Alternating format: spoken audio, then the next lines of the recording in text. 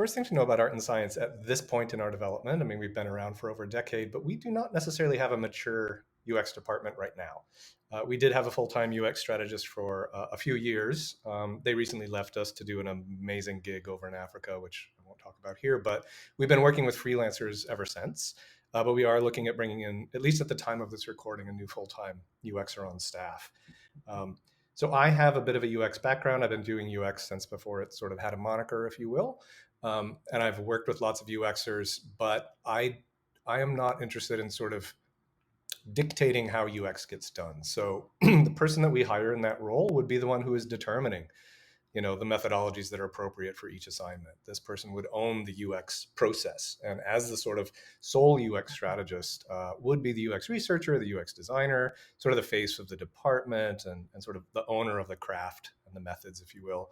And in terms of process, our discovery with clients often kicks off with the senior strategist, and the UX strategist would likely be in that room as well, asking after what they need to know.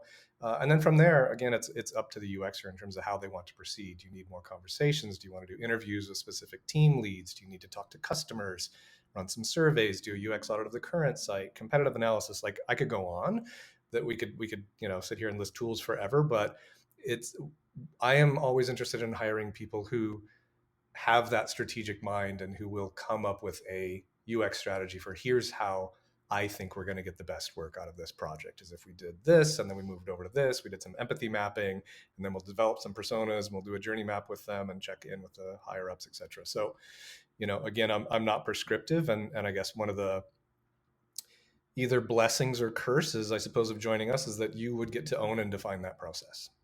So if you're looking to come into a place that's got a lot of structure around UX and a big team around you, you won't be satisfied. But if you wanted to come in and be a little bit of a sole agent with a lot of, I guess, power to kind of determine how UX gets run, you'd be really thrilled, I think, to work with us.